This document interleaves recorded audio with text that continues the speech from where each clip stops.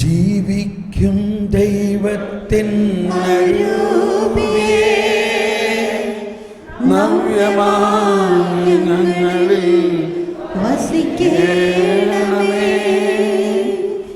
ജീവിക്കും ദൈവത്തിൻ നവ്യമായ ഞങ്ങളിൽ വസിക്കണമേ. ഒരുക്കി ഞങ്ങളെ വാർത്തെടുക്കൂ, സ്നേഹം നിറച്ചു നീ ഉപയോഗിക്കൂ. ഒരുക്കി ഞങ്ങളെ വാർത്തെടുക്കൂ, സ്നേഹം നിറച്ചു നീ ഉപയോഗിക്കൂ. Praise the Lord. നമുക്കിരിക്കാം.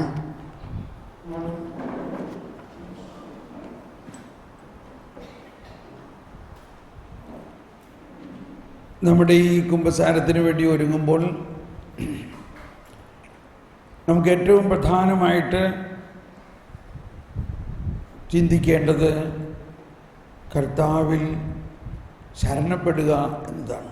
കർത്താവിൻ്റെ കരുണ. ദൈവം കരുണ മാത്രമാണ്.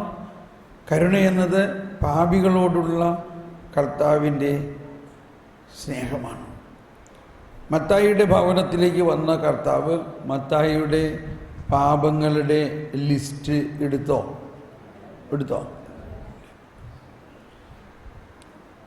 മറിച്ച് കർത്താവ് അവനെ അപ്പസ്തോലനാക്കുകയാണ് ചെയ്യുന്നത്. അവൻ ആരായി മാറി? ഒരു അപ്പസ്തോലൻ. നമ്മുടെ ലത്തീൻ കുർബാനയിലെ സമാധാന ആശംസിക്കുമ്പോൾ ഒരു പ്രാർത്ഥന ഇങ്ങനെയാണ്: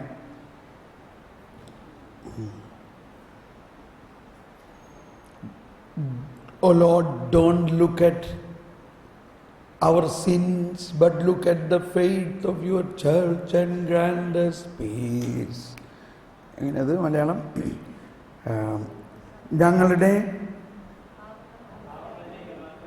ഞങ്ങളുടെ പാപങ്ങൾ പരിഗണിക്കാതെ അങ്ങയുടെ സഭയുടെ തിരുസഭയുടെ വിശ്വാസത്തെ തൃക്കൺ പാർത്തുകൊണ്ട് ഞങ്ങൾക്ക് സമാധാനം നൽകണമേ. അപ്പോൾ നമ്മൾ ഈശോയുടെ കണ്ണിലൂടെ കാണുക എന്നതാണ് ആ കരുണയുടെ എംബ്ലത്തിൻ്റെ അർത്ഥം. കണ്ടോ? കരുണയുടെ എംബ്ലത്തിൽ ഈശോ കുരിശിൽ, അല്ലെങ്കിൽ ഈശോ ഒരു പാപിയെ തോളിലേറ്റിയിട്ട് ഈശോയുടെ കണ്ണുകളും ആ പാപിയുടെ കണ്ണും തമ്മിൽ ഒന്നാകുകയാണ്. 3 കണ്ണാണ് അവിടെ ഉള്ളത്.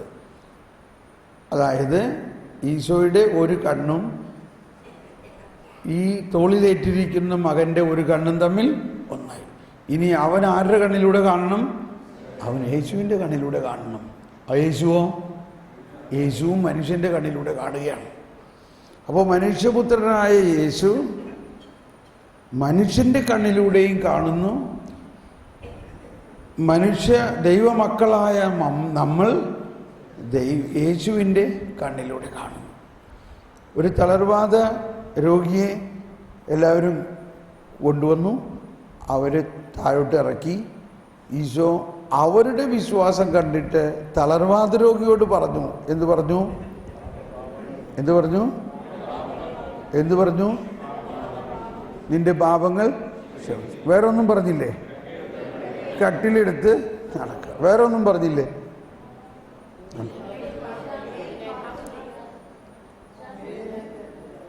മേലിൽ പാപം ചെയ്യുന്ന അവിടെയല്ല പറഞ്ഞത്. അപ്പം ഇങ്ങനെയുള്ള ചെറിയ വാക്കുകളൊക്കെയാണ് നമ്മൾ വിട്ടുപോകുന്നത്. അവിടെയാണ് വലിയ വിടവ്. എന്താ പറഞ്ഞതെന്നറിയോ? അതിൻ്റെ ഇടയ്ക്ക് അവരുടെ വിശ്വാസം കണ്ട് അവൻ തളർവാദ രോഗിയോട് പറഞ്ഞു. എന്തു പറഞ്ഞു?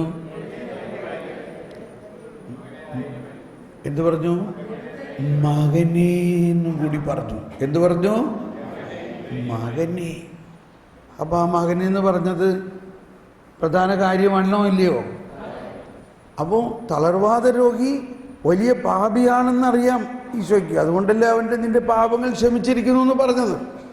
പക്ഷേ പാപങ്ങൾ ക്ഷമിച്ചിരിക്കുന്നു എന്ന് പറയുന്നതിന് മുൻപ് യേശു അവനെ എന്താ പറഞ്ഞത്? മകനെ, മകനെ ഒന്ന് പറഞ്ഞ എല്ലാവരും ഒന്ന് വാത്സല്യത്തോടെ പറഞ്ഞേ, ഒന്ന് ഉച്ചത്തിൽ പറഞ്ഞേ. ഇപ്പൊ നമ്മൾ കുമ്പസാരിക്കാൻ പോകുമ്പോൾ നമ്മൾ ആരാണ്? ആരാണ്? ആരാണ്? നമ്മൾ മകനാണ്. മകൻ പാപിയാണെന്ന് വിചാരിച്ചാലും എന്താ അതിനകത്ത് കൂടുതൽ സ്ഥാനം? അതാണ്. ഇപ്പം നമ്മുടെ വീട്ടിലൊരു വേലക്കാരനുണ്ട്, അവൻ 10,000 രൂപ കട്ടെടുത്തു. അവനെന്ത് ചെയ്യും? പിരിച്ചു വിട്ടു. അവന് പറഞ്ഞ് വിട്ടു, അതുവരെയുള്ള കണക്ക് അവസാനിപ്പിച്ചു. കാരണം നീ ഒരു കളവ് ചെയ്യണ ആളെ എൻ്റെ വീട്ടിൽ വിശ്വസ്തയോടെ എനിക്ക് നിർത്താൻ പറ്റില്ല. പക്ഷേ പിറ്റേ ദിവസം നമ്മുടെ സ്വന്തം മകൻ 10,000 രൂപ കട്ടെടുത്തു. അവനെ പിരിച്ചുവിടാൻ പറ്റുമോ?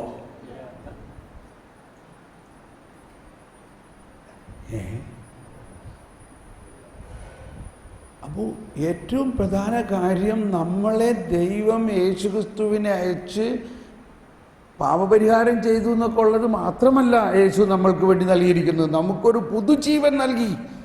ആ പുതുജീവൻ നൽകിയതനുസരിച്ച് നമ്മൾ ആരാക്കി മാറ്റിയിരിക്കുന്നു? മക്കളാക്കി മാറ്റിയിരിക്കുന്നു. മക്കളാക്കി മാറ്റിയിരിക്കുന്ന സ്ഥലത്ത് നമ്മൾ ചെയ്യണ എല്ലാ തെറ്റിനും ഉത്തരവാദിത്വവും പരിഹാരവും ആര് ചെയ്യും? അപ്പൻ ചെയ്തോളൂ എന്നും പറഞ്ഞ് ഞാൻ അതിനെ ലഘൂകരിക്കുകയല്ല പറയണത്. എൻ്റെ മകൻ നടന്ന സംഭവമാണ്. ഞങ്ങൾ ബോംബെയിൽ താമസിക്കുന്ന സമയത്ത് ഒരു കോളനിയാണ്.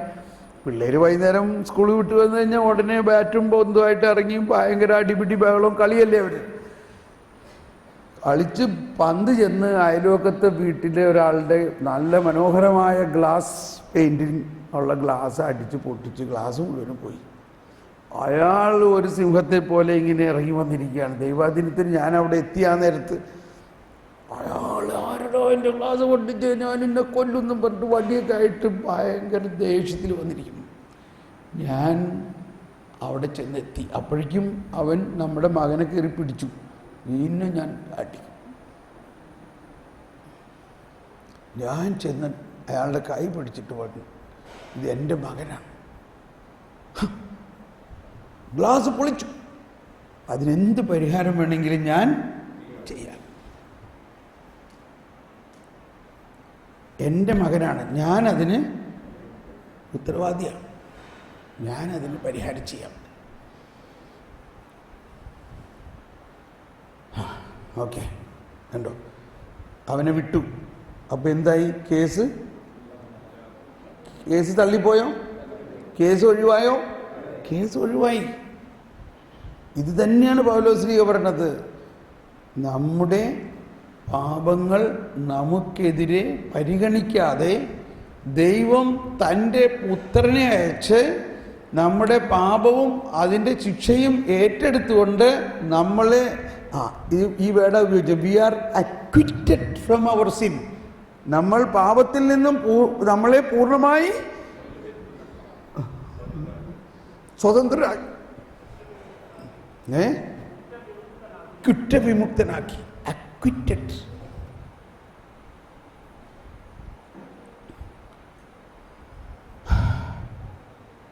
അപ്പൊ ഇതെല്ലാം നമുക്ക്, അപ്പോൾ ഇത് പൗലോസ്ലീഹയുടെ ലേഖനങ്ങൾ വായിക്കുമ്പോൾ മനസ്സിലാക്കണം, പൗലോസും ഒരു ഫരിസേയനായിരുന്നു എന്ന്. അതാണ് കർത്താവിൻ്റെ ആ വിളിയുടെ വലിയ അർത്ഥം. കർത്താവ് ആരെ വിളിച്ചത്? ഈ പുതിയ നിയമത്തെ അതിൻ്റെ ഏറ്റവും കൂടുതൽ വെളിപ്പെടുത്തൽ കൊടുക്കാൻ തൻ്റെ കൂടെ അന്നുണ്ടായിരുന്ന അപ്പസ്തോലന്മാരെ ആരെയും വിളിച്ചില്ല. മറിച്ച് ഒരു ഫരിസേയനായ,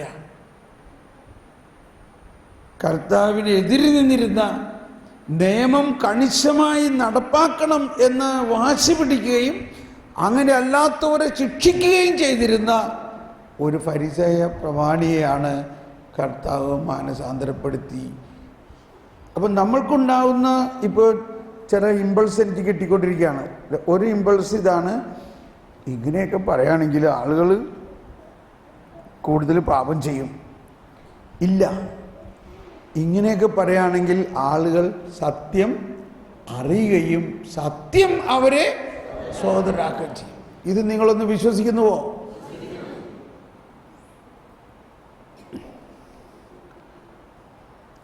ജ്ഞാനത്തിൻ്റെ പുസ്തകത്തിൽ ഒരു സ്ഥലത്ത് പറയുന്നുണ്ട്, അങ്ങ് ഞങ്ങൾ അങ്ങയുടെ ജനമായതുകൊണ്ട് ഞങ്ങൾ ഇനി പാപം ചെയ്യില്ല. പക്ഷെ നമ്മളെന്ത് പറയും ഇപ്പോൾ? ഞങ്ങൾ അങ്ങയുടെ മക്കളായതുകൊണ്ട്. നമ്മൾ ആരാണ്? അങ്ങയുടെ. അപ്പോൾ നമുക്ക് നമ്മളിപ്പോൾ ബൈബിൾ പശ്ചാത്തലത്തിൽ നിന്നും പഴയ നിയമ പശ്ചാത്തലത്തിൽ നിന്നും വിട്ട് പുതിയ നിയമത്തിൻ്റെ സുവിശേഷ കാലഘട്ടത്തിൽ നിന്നും വിട്ട് പന്തക്കുസ്ത കഴിഞ്ഞിട്ടുള്ള കാലഘട്ടത്തിൽ പരിശുദ്ധാത്മാവ് നിറഞ്ഞവരായ നമ്മളാണ്. നമ്മളും ആ കാലഘട്ടത്തിലെ ആളുകളും തമ്മിലുള്ള വ്യത്യാസം എന്താ? നമ്മൾ ഇപ്പോൾ ദൈവ മക്കൾ ആണ്. നമ്മൾ ആരാണിപ്പോൾ? ദൈവമക്കളാണ്. നമ്മൾ ദൈവമക്കൾ എന്നുള്ള നിലയ്ക്ക് നമ്മൾ യേശുക്രിസ്തുവിലൂടെ ദൈവം നൽകിയിരിക്കുന്ന രക്ഷാകരവും പുതുജീവൻ നൽകുന്ന എല്ലാ കൃപകളുടെയും യോഗ്യതയും അവകാശവും നമ്മൾ കിട്ടിക്കഴിഞ്ഞിട്ടും ഇതൊന്നും കിട്ടാത്ത മാതിരി നമ്മൾ നടക്കുകയാണ്. അതാണ് നമ്മുടെ പാപം. ഇത് നിങ്ങളൊന്ന് കുമ്പസാരിക്കാൻ പറ്റുമെന്ന് നോക്കി ഇങ്ങനെ പറഞ്ഞു. അതായത് കർത്താവായ യേശു ക്രിസ്തു എനിക്ക് വേണ്ടി ചെയ്ത എല്ലാ പാപപരിഹാര പുതുജീവൻ അല്ലെങ്കിൽ രക്ഷാകര പദ്ധതിയുടെ എല്ലാ ആനുകൂല്യങ്ങളും ലഭിച്ചിരിക്കെ മാമോദീസായിലും സ്ഥൈര്യലേപനത്തിലും കുർബാനയിലൂടെയും ഇതെല്ലാം ഞാൻ താത്വികമായിട്ട് ചടങ്ങായിട്ട് ആസ്വദിക്കുന്നുണ്ട്. അങ്ങനെ ഞാൻ ദൈവമകനുമാണ്. പക്ഷെ എന്നിട്ടും ആ ദൈവമകൻ എന്നുള്ള അനുഭവം തിരസ്കരിച്ചുകൊണ്ട് ഇതൊന്നിനും ആയിട്ട് യാതൊരു പങ്കില്ലാത്ത ഒരു അടിമയെപ്പോലെ ഞാനിങ്ങനെ ജീവിക്കുന്നു എന്നതാണ് എൻ്റെ പ്രധാനമായ പാപം. മുടിയനായ പുത്രൻ്റെ കാര്യം നമുക്കെല്ലാവർക്കും അറിയാം, ഇല്ലേ? പക്ഷേ മുടിയനായ പുത്രൻ്റെ ജ്യേഷ്ഠൻ്റെ കാര്യമാണ് നമ്മൾ അറിയേണ്ടത്. നമ്മൾ ആരാ? നമ്മൾ മുടിയനായ പുത്രനോ മുടിയനായ പുത്രൻ്റെ ജ്യേഷ്ഠനോ?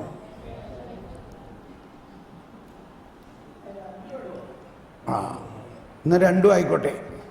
അപ്പം ഈ ജ്യേഷ്ഠൻ പറയുകയാണ്, ഞാൻ ഇക്കാലമത്രയും അങ്ങേക്ക് ദാസ്യവേല ചെയ്തിട്ടും അങ്ങയുടെ കൽപ്പനകൾ ഒന്നും ഞാൻ ലംഘിക്കാതിരുന്നിട്ടും എല്ലാം പാലിച്ചിട്ടും എനിക്ക് വേണ്ടി ഒരു ആട്ടുംകുട്ടീനെ വരെ വെട്ടിയില്ല.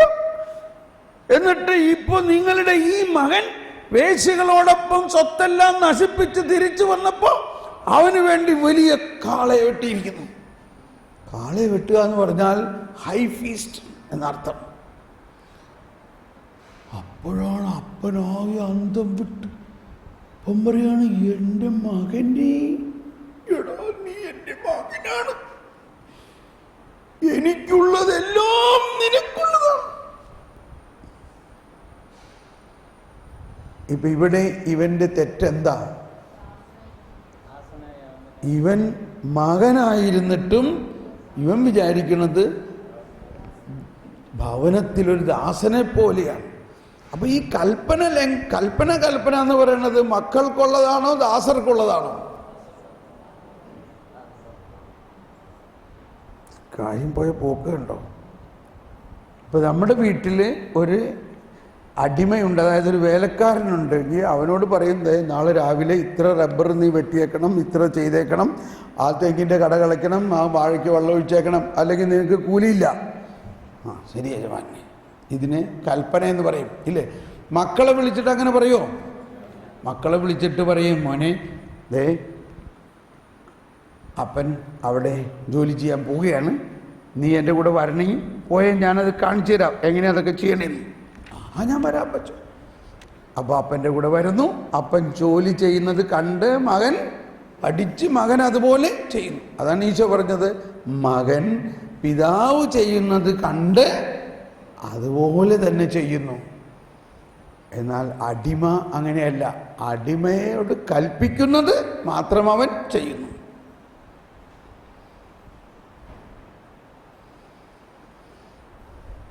അതാണ് എബ്രായ ലേഖനത്തിലെയും റോമറിലെല്ലാം എഴുതുന്നത്. മോശ ദൈവഭവനത്തിൽ ആരായിരുന്നു? ഒരു ദാസനെ പോലെയായിരുന്നു. എന്നാൽ യേശുവോ മകനാണ്. നമ്മൾ ആരുടെ അനുയായികളാണ്? മോശയുടെ അനുയായികളാണോ യേശുവിൻ്റെ അനുയായികളാണോ?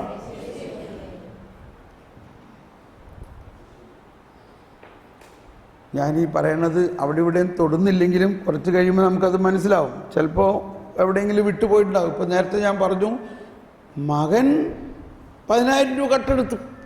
അവന് പിരിച്ചുവിടാൻ പറ്റുമോ? ഇല്ല. അവനോട് പിന്നെ എന്ത് ചെയ്യണം? അവനെ വിളിച്ചിട്ട് അപ്പച്ചൻ പറയാണ്, എടാ മോനെ, നീ എന്തിനെങ്ങനെ ചെയ്തേ? ഞാൻ ഈ കഷ്ടപ്പെട്ട് അധ്വാനിക്കുന്നത് മുഴുവനും നിനക്കുള്ളതല്ലേ? അപ്പോഴേക്കും അമ്മച്ചി ഓടി വന്നിട്ട് പറയാണ്, എൻ്റെ മോനെ, ഞങ്ങൾ ഈ സമ്പാദിക്കണത് മുഴുവനും അവസാനം ആർക്കാ കിട്ടണേ? നിനക്കല്ലേ. അതുകൊണ്ട് നിനക്ക് എന്ത് വേണമെന്നുണ്ടെങ്കിലും ചോദിച്ചാൽ തരികയാണ്, നീ കട്ടെടുക്കേണ്ട ആവശ്യമില്ല. ഓ, എന്നാൽ ശരി, ഇനി മുതൽ ഞാൻ ചോദിച്ചു വാങ്ങിച്ചോളാം.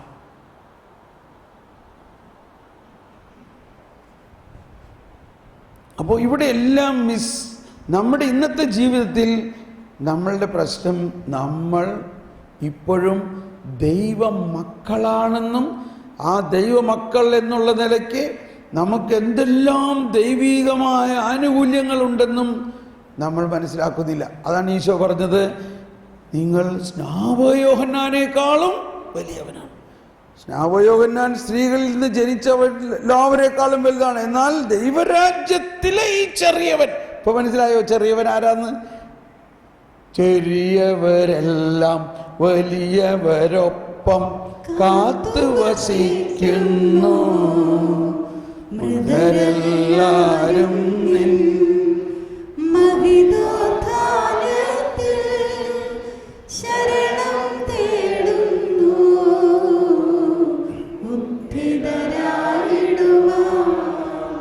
ഇപ്പം നമ്മളിൽ മിക്കവാറും പേര് ഒരുപാട് ധ്യാനം കൂടി ഒരു ജീവിത കുമ്പസാരം നടത്തിയിട്ടുള്ളതാണ്. എന്ന് പറഞ്ഞാൽ മനസ്സിലായില്ലേ? ലൈഫ് കൺഫെഷൻ എന്നുള്ള അർത്ഥത്തിലാണ് ഞാൻ പറഞ്ഞത്. അതായത് ചിലർ പറയും, ഒന്നും കൂടി അങ്ങ് പറഞ്ഞോ ജീവിതത്തെ മുഴുവനും പാപം, അല്ല അത് ഞാൻ കണ്ട് കുമ്പസാരിച്ചാൽ, എന്നാലും ഒന്നും കൂടി പറഞ്ഞോ എന്ന് പറഞ്ഞാൽ എന്താ അർത്ഥം? അപ്പോൾ അതിൻ്റെ അർത്ഥം ഈ കഴിഞ്ഞ കുമ്പസാരത്തിൽ ഇതൊക്കെ ക്ഷമിച്ചു എന്നുള്ളത് ഇപ്പോഴും വിശ്വസിക്കണില്ല എന്നുള്ളതല്ലേ? ചിലർ പറയും, അത് ഞാൻ എല്ലാ കുമ്പസാരത്തിലും പറയാറുള്ളതാണ്, അത്രയ്ക്ക് വലിയ പാപമാണ് ഞാൻ ചെയ്തത്. അപ്പം എന്ത് സംഭവിച്ചു? അത് ഞാൻ എല്ലാ കുമ്പസാരത്തിലും പറയണതാണ്. ഒരാൾ കൊണ്ട് പറയാൻ, ഞാനൊരിക്കലും ഒരു അബോർഷൻ ചെയ്തു പോയി, അത് ഞാൻ അതുകൊണ്ട് എല്ലാ കുമ്പസാരത്തിലും പറയണ്ട.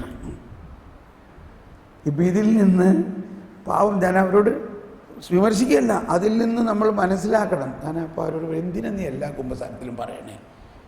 സ്നേഹത്തിൽ, വാത്സല്യത്തിൽ അവരോട് ചോദിക്കണം, നീ എന്തുകൊണ്ട് എല്ലാ കുമ്പസാരത്തിലും പറയണേ?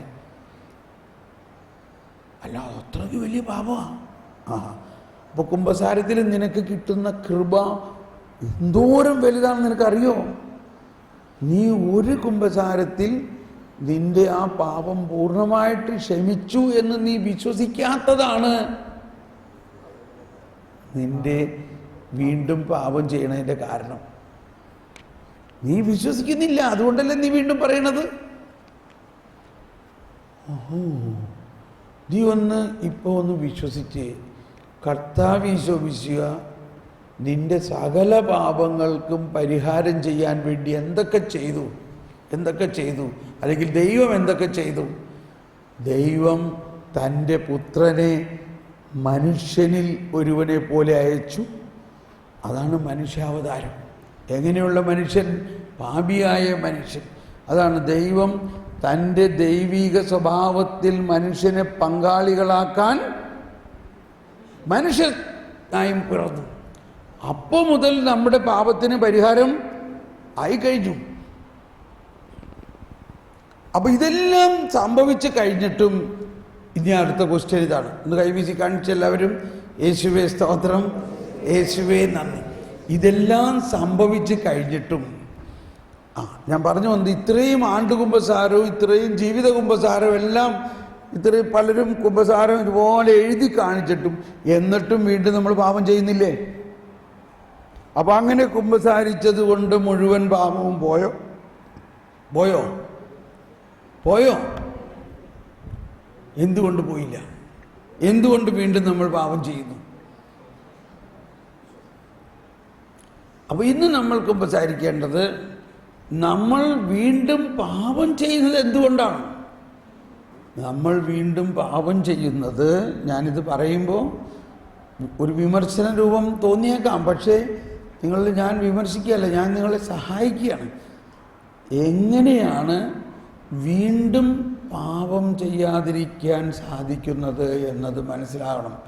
നമ്മൾ പൂർണ്ണമായി കൃപയെയും യേശുവിൻ്റെ പീഡാനുഭവവും കുരിശുമരണത്തിന് ശേഷം യേശു മനുഷ്യർക്ക് നൽകുന്ന പുതുജീവൻ ആവുന്ന ഉത്ഥാനത്തിൽ കോൺസെൻട്രേറ്റ് ചെയ്യണം. ഉത്ഥാനത്തിൽ, അതാണ് തൻ്റെ മരണത്താൽ അവൻ നമ്മുടെ മരണത്തെ ജയിച്ചു. പിന്നെന്ത് ചെയ്തു? തൻ്റെ ഉയർപ്പിനാൽ നമുക്ക് പുതുജീവൻ നൽകി. അപ്പൊ നമുക്ക് പാപം ചെയ്യാതിരിക്കാനുള്ള എബിലിറ്റി, കൃപ കിട്ടുന്നത് നമ്മളുടെ പാപത്തെ മുഴുവനും അരിച്ചു പിറക്കി കുമ്പസാരിക്കുന്നതിലൂടെ അല്ല. കുമ്പസാരിക്കുമ്പോൾ പാപക്ഷമ കിട്ടും, പക്ഷെ പാപം വീണ്ടും ചെയ്തു പോകുന്നത്, ശ്രദ്ധിക്കണേ, ഞാനിത് പറയുമ്പോൾ നിങ്ങൾ വിചാരിക്കരുത് ഞാൻ കുമ്പസാരിക്കേണ്ടെന്നോ കുമ്പസാരത്തിനെതിരാണെന്നോ കുമ്പസാരത്തിന് പാപം പറയേണ്ടെന്നൊന്നും അല്ല. പക്ഷെ ഞാൻ പറയുന്നത് പാപം വീണ്ടും ചെയ്തു പോകുന്നതിൻ്റെ കാരണം എന്താണ്? നമ്മളെ യേശു പാപം ക്ഷമിച്ചു എന്നുള്ളത് ഒരു വശമാണെങ്കിൽ അതിൻ്റെ അടുത്ത വശം പുതുജീവൻ നൽകുന്നു എന്നതാണ്. എന്നാൽ കുമ്പസാരത്തിൽ നമുക്ക് ലഭിക്കുന്നത് ഇത് രണ്ടുമാണ്. കുമ്പസാരത്തിൽ നമുക്ക് ലഭിക്കുന്നത് എല്ലാ കൂദാശകളിലും ഇത് രണ്ടുമാണ്. ഒന്ന് കൈവീശി കാണിച്ച് യേശുവേ സ്തോത്രം, യേശുവേ നന്ദി. ഉയർത്തെഴുന്നേറ്റ ഉടനെ കർത്താവ് ശമിക്കുക അപ്പസ്തോലന്മാരുടെ മധ്യേ വന്നിട്ട് അവരെ വിശ്വസിച്ചിട്ട് എന്ത് പറഞ്ഞു? പിതാവ് എന്നെ അയച്ച പോലെ ഞാൻ നിങ്ങളെ അയക്കുന്നു. എന്നിട്ട് എന്ത് പറഞ്ഞു? നിങ്ങൾ ആരുടെ പാപങ്ങൾ ക്ഷമിക്കുന്നുവോ അതെല്ലാം ക്ഷമിക്കപ്പെട്ടിരിക്കും. ഇപ്പോ ഇത് ഉയർപ്പിന് മുമ്പ് തന്ന ഉയർപ്പിന്റെ ശക്തിയാണ് എല്ലാ കൂദാശകളും. അപ്പൊ ആ ഉയർപ്പിന്റെ ശക്തിയാണ് നമ്മളെ മേലിൽ പാപം ചെയ്യാതാക്കാൻ സഹായിക്കുന്നത്. അത് വിശദമായിട്ട് പിന്നീട് നമുക്ക് പഠിക്കാം. ഇവിടെയാണ് പുതിയ സൃഷ്ടിയാകുക എന്ന തത്വം. അപ്പൊ നമ്മളെ പുതിയ സൃഷ്ടിയാക്കുന്ന, അപ്പൊ യേശു കുമ്പസാരത്തിൽ നമ്മൾ കൃപ കൊണ്ട് നിറഞ്ഞപ്പോൾ നമ്മൾ വാസ്തവത്തിൽ എന്തായി മാറി? പുതിയ സൃഷ്ടിയായി മാറി. ഈ പുതിയ സൃഷ്ടിയാകുന്ന അവസ്ഥാവിശേഷത്തെയാണ് നമ്മൾ കോൺസെൻട്രേറ്റ് ചെയ്യേണ്ടത്. ഓക്കെ, ഇത് ഒരു ആകത്തുക നിങ്ങളൊന്ന് ആശ്വസിപ്പിക്കാൻ വേണ്ടി പറഞ്ഞതാണ്. കാരണം നമ്മൾ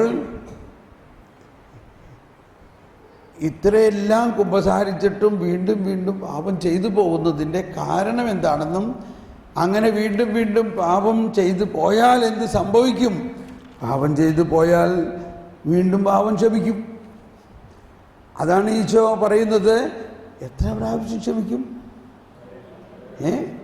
ഒരു 7 പ്രാവശ്യം അല്ല, 70 പ്രാവശ്യം ക്ഷമിക്കും.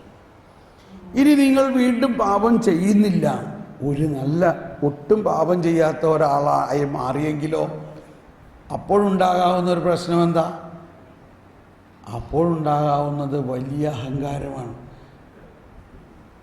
അതുകൊണ്ടും കൂടിയാണ് പൗലോസ്ലീഹ തന്നെ പറയുന്നുണ്ട്, വെളിപാടുകൾ മൂലം ഞാൻ അഹങ്കരിക്കാതിരിക്കാൻ വേണ്ടി ഒരു മുള്ള് എനിക്ക് തന്നേക്കണം. അത് മാറ്റാൻ വേണ്ടി പ്രാർത്ഥിച്ചിട്ട് മാറിയോ? കർത്താവ് പറഞ്ഞു, നിനക്ക് എൻ്റെ കൃപ മതി. ഓക്കെ, ഇപ്പോൾ നമ്മൾ മലയിലെ പ്രസംഗത്തിൽ പെട്ടെന്ന് പറയാണ്, 7-ാം അധ്യായത്തിൽ ഈശോ പറഞ്ഞു, വിധിക്കപ്പെടാതിരിക്കാൻ നിങ്ങളും വിധിക്കരുത്. നിങ്ങൾ വിധിക്കുന്ന വിധിയാൽ തന്നെ നിങ്ങളും വിധിക്കപ്പെടും. നിങ്ങൾ അളക്കുന്ന അളവ് കൊണ്ട് തന്നെ നിങ്ങൾക്കും. ഈ വചനമൊക്കെ നമ്മൾ എന്തിനൊക്കെ വേണ്ടി പാടിയിട്ടുള്ളതാണില്ലേ? ഇതെന്ത് കാര്യത്തിലാണിത് പറയുന്നത്? നിങ്ങൾ മറ്റുള്ളവനെ വിധിക്കരുത്. ഇതാണ് നമ്മളിലുള്ള പ്രധാന ഒരു തിന്മ. എന്നിട്ട് വീണ്ടും എടുത്തു പറയാണ്, സഹോദരൻ്റെ കണ്ണിലെ കരട് കാണുകയും നിന്റെ കണ്ണിലെ തടിക്കഷ്ണം ശ്രദ്ധിക്കാതിരിക്കുകയും ചെയ്യുന്നത് എന്തുകൊണ്ട്?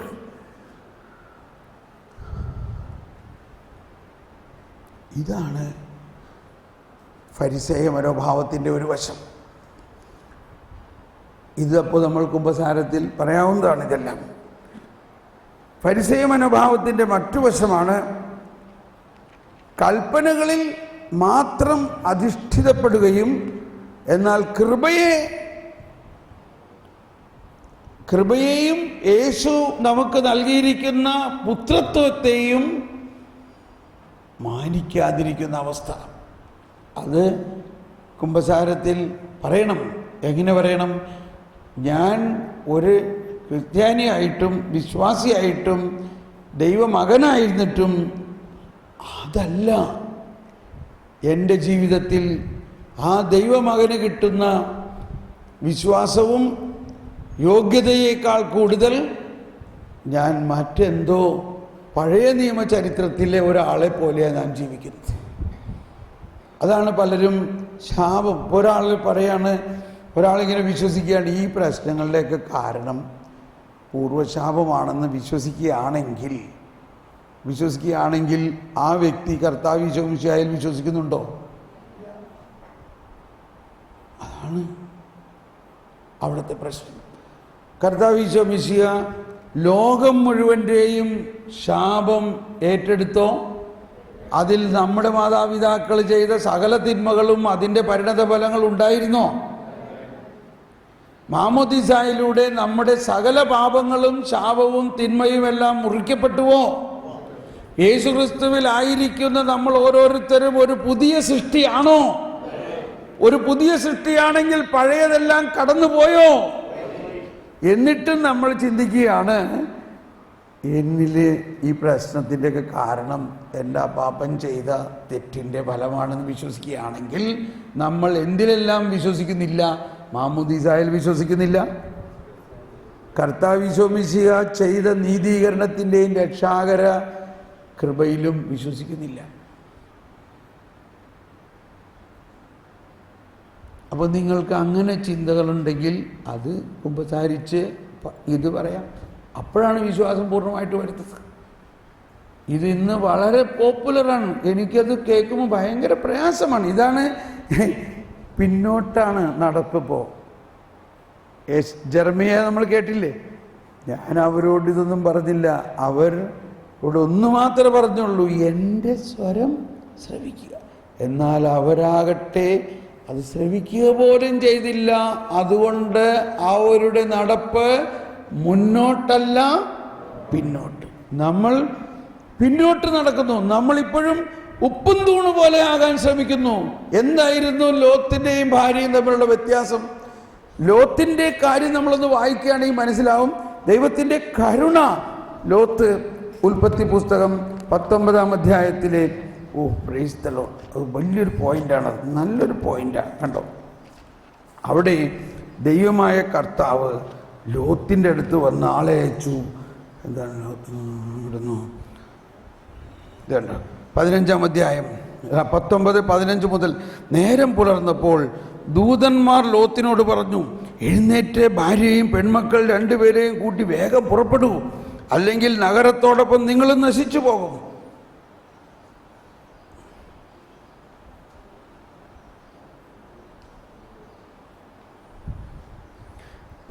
എന്നാൽ അവൻ മടിച്ചു നിന്നു. കർത്താവ് അവനോട് കരുണ തോന്നിയത് കൊണ്ട് പ്രൈസ് ദ ലോർഡ്.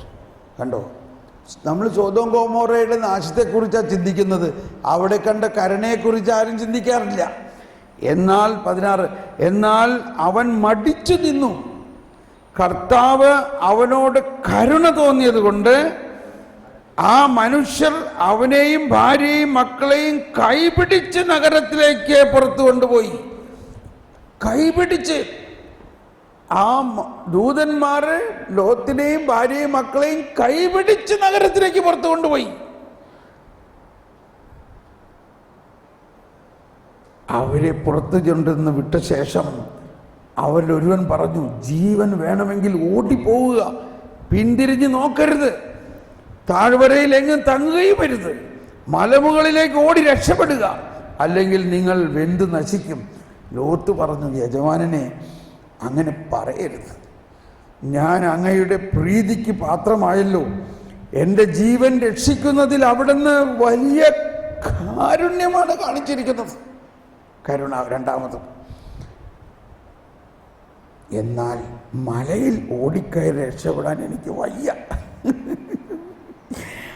അപകടം എന്നെ പിടികൂടി ഞാൻ മരിച്ചു പോയേക്കുമെന്ന് ഭയം. ഇതാ ആ കാണുന്ന പട്ടണം ഓടി രക്ഷപ്പെടാവുന്നത്ര അടുത്താണ്, ചെറുതുമാണ്. ഞാൻ അങ്ങോട്ട് ഓടി രക്ഷപ്പെട്ടു കൊള്ളട്ടെ, അങ്ങനെ എനിക്ക് ജീവൻ രക്ഷിക്കാം. അവൻ പറഞ്ഞു, ശരി, അക്കാര്യവും ഞാൻ സ്വീകരിച്ചിരിക്കുന്നു. നീ പറഞ്ഞ പട്ടണത്തെ ഞാൻ നശിപ്പിക്കുകയില്ല. കണ്ട, ഈ ലോത്ത് ഒരാളോടുള്ള കരുണയെ പ്രതി ഒന്ന് കൈവീശി കാണിച്ച് എൻ്റെ മക്കളെ ഉറങ്ങല്ലേ. ലോത്തിനോട് പറയാണ്, നീ ചോദിച്ചത് ഞാൻ നിനക്ക് തരുന്നു, ആ പട്ടണത്തെ ഞാൻ നശിപ്പിക്കുകയില്ല. വേഗം ഓടിക്കോളൂ, ഓടി രക്ഷപ്പെടുക. നീ അവിടെ എത്തുന്നത് വരെ എനിക്കൊന്നും ചെയ്യാനാവില്ല. മനസ്സിലായോ? നീ അവിടെ എത്തിക്കഴിഞ്ഞിട്ടേ ഞാനിവിടെ പരിപാടി തുടങ്ങുള്ളൂ. അതുവരെ ഞാൻ പിടിച്ചു നിൽക്കുകയാണ്. ഇവിടെയെല്ലാം നമ്മൾ കാണേണ്ടത് എന്താ? ലോത്തിനോടുള്ള ദൈവത്തിൻ്റെ കരുണ. ലോത്ത് സോവാറിലെത്തിയപ്പോൾ ഓക്കെ, അത് കഴിഞ്ഞിട്ട് എന്ത് സംഭവിച്ചു? ലോത്തിൻ്റെ ഭാര്യ അവൻ്റെ പിറകെ വരികയായിരുന്നു. അവൾ പിന്തിരിഞ്ഞു നോക്കിയത് കൊണ്ട് ഒരു ഉപ്പുതൂണായിത്തീർന്നു. ഈ ഉപ്പുതൂണ് ഇന്നത്തെ പ്രതീകമാണ്. കർത്താവ് ഈശോ മിശിഹ നമ്മളെ കൈപിടിച്ച് നാശത്തിൻ്റെ രാജ്യത്തിൽ നിന്ന് രക്ഷയുടെ രാജ്യത്തേക്ക് കൊണ്ടുപോയി കഴിഞ്ഞോ? കഴിഞ്ഞു. എന്നിട്ടും നമ്മൾ തിരിഞ്ഞു നോക്കണോ? ഇങ്ങനെ തിരിഞ്ഞു നോക്കുമ്പോൾ നമ്മൾ ഉപ്പും തൂണ് പോലെയാവുകയാണ്. അങ്ങനെ തിരിഞ്ഞു നോക്കുന്നതാണ് ഈ തലമുറ ശിക്ഷിക്കും, ആ ശാപമുണ്ടാവും, ഈ ശാപമുണ്ടാവും. അത് തിരിഞ്ഞു നോക്കലാണത്. അപ്പോൾ അങ്ങനെയാണ് നമ്മുടെ വിശ്വാസമെങ്കിൽ ഈ ദൈവത്തിൻ്റെ കരുണയും നീതിയുടെയും അർത്ഥം എന്താണ്? ഒന്ന് കരമുയർത്തി സ്തുതിച്ചേ. യേശുവേ സ്തോത്രം, യേശുവേ സ്തോത്രം, ഹല്ലേലൂയ, ഹല്ലേലൂയ. യേശുവേ സ്തോത്രം, യേശുവേ നന്ദി, യേശുവേ നന്ദി, യേശുവേ നന്ദി. ഗലാത്യ ലേഖനത്തിൻ്റെ ഒരു അവസ്ഥ നല്ലതാണ്. ഗലാത്യരോട് പൗലോസ് തന്നെ പോയി സുവിശേഷം പറഞ്ഞിട്ടുള്ളതാണ്. അതുകൊണ്ടാണ് പൗലോസ് പറഞ്ഞത്, ഞാൻ പറഞ്ഞ ആ സുവിശേഷത്തിനെതിരായിട്ട് ഞാൻ തന്നെ വന്ന് പറഞ്ഞാലും നിങ്ങൾ വിശ്വസിക്കരുത്, ഒരു മാലാഖ വന്ന് പറഞ്ഞാലും നിങ്ങൾ വിശ്വസിക്കരുത്. കാരണം ദാറ്റ് ഈസ് ദ ഗോസ്പൽ, അതാണ് രക്ഷ. പക്ഷേ പിന്നീട് കുറേ യഹൂദ ക്രിസ്ത്യാനികൾ ചെന്നിട്ട് പറഞ്ഞു, ഈ പൗലോസ് അങ്ങനെയൊക്കെ പറഞ്ഞു അയച്ചുകൊണ്ടേ നിങ്ങൾ നടക്കൊന്നും വേണ്ട, നിങ്ങളൊക്കെ എന്തെന്നാണ് പരിച്ഛേദനം ചെയ്യണം, നിങ്ങളെല്ലാം പ്രമാണം കൃത്യമായിട്ട് പാലിക്കണം. അപ്പോഴാണ് വീണ്ടും പൗലോസ് ഗലാത്യർക്ക് എഴുതിയാണ് 3:13 പറയുന്നത് എന്താ? ഗലാത്യ 3:13 പറയുന്നത്, ക്രിസ്തു നമ്മെ പ്രതി ശപിക്കപ്പെട്ടവനായി തീർന്നുകൊണ്ട് നിയമത്തിന്റെ ശാപത്തിൽ നിന്നും നമ്മെ രക്ഷിച്ചു. എന്തെന്നാൽ മരത്തിൽ തൂക്കപ്പെടുന്നവൻ ശപിക്കപ്പെട്ടവനാണ് എന്ന് എഴുതിയിരിക്കുന്നു. അബ്രാഹത്തിന് ലഭിച്ച അനുഗ്രഹം യേശുക്രിസ്തു വഴി വിജാതിയരിലേക്കും വ്യാപിക്കേണ്ടതിന് ആത്മാവിന്റെ വാഗ്ദാനം വിശ്വാസം വഴി നിങ്ങൾ പ്രാപിക്കേണ്ടതിനുമാണ് ഇപ്രകാരം ചെയ്തത്. ഇനി 4-ാം അധ്യായത്തിൽ അല്ലെങ്കിൽ 5-ാം അധ്യായത്തിൽ 4-ാമത്തെ വചനം നോക്കുക. നിയമത്തിലാണ് നിങ്ങൾ നീതീകരിക്കപ്പെടുന്നതെന്ന് കരുതുന്നെങ്കിൽ, കണ്ടോ, നിയമം കൃത്യമായി പാലിച്ചാൽ നിങ്ങൾ നീതീകരിക്കപ്പെടുന്നു എന്ന് കരുതുന്നെങ്കിൽ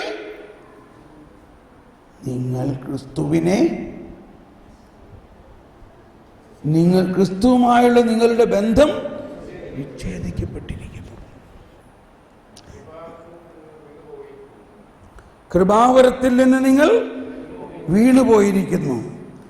ഞങ്ങളാകട്ടെ, ഇതാണ് നമ്മുടെ ഗുണം, ഞങ്ങളാകട്ടെ പരിശുദ്ധാത്മാവിലൂടെ വിശ്വാസം വഴി നീതി ലഭിക്കുമെന്ന പ്രത്യാശയോടെ കാത്തിരിക്കുന്നു. അപ്പോൾ നമ്മുടെ ക്രിസ്തീയ ജീവിതം എന്ന് പറയുന്നതിനെ എന്താ നമ്മൾ മറ്റൊരു ഭാഷയിൽ പറയുന്നത്? പരിശുദ്ധാത്മാവിലുള്ള ജീവിതം. അതാണ് ആത്മാവിലുള്ള ജീവിതം, ലൈഫ് ഇൻ ദ സ്പിരിറ്റ്. ഈ ആത്മാവിലുള്ള ജീവിതമാണ് നമ്മളെ പാപം ചെയ്യാത്ത അവസ്ഥയാക്കി മാറ്റുന്നത്. ഈ ആത്മാവിലുള്ള ജീവിതത്തെയാണ് പൗലോസ്ലീഹ പറയുന്നത്, ആത്മാവാണ് നിങ്ങളെ നയിക്കുന്നതെങ്കിൽ നിങ്ങൾ ദൈവ മക്കളാണ്. അപ്പൊ അവിടെ എഴുതാത്തൊരു കാര്യം എന്താ? നിയമമാണ് നിങ്ങളെ നയിക്കുന്നതെങ്കിൽ നിങ്ങൾ ആരാ? അടിമകളാണ്. നമ്മളിപ്പോൾ ആരാ? അതാണ് നിങ്ങളെ അടിമത്വത്തിലേക്ക് വീണ്ടും തിരിക്കുന്ന ഒരാത്മാവിനെയാണോ നൽകിയിരിക്കുന്നത്? അല്ല, മറിച്ചോ സ്വാതന്ത്ര്യത്തിലേക്ക് നയിക്കുന്ന, പുത്രസ്വീകാര്യത്തിലേക്ക്, പുത്രസ്വാതന്ത്ര്യത്തിലേക്ക് നയിക്കുന്ന. Praise the Lord. റോമാക്കാർക്ക് ലേഖനത്തിൽ 10-ാം അധ്യായത്തിൽ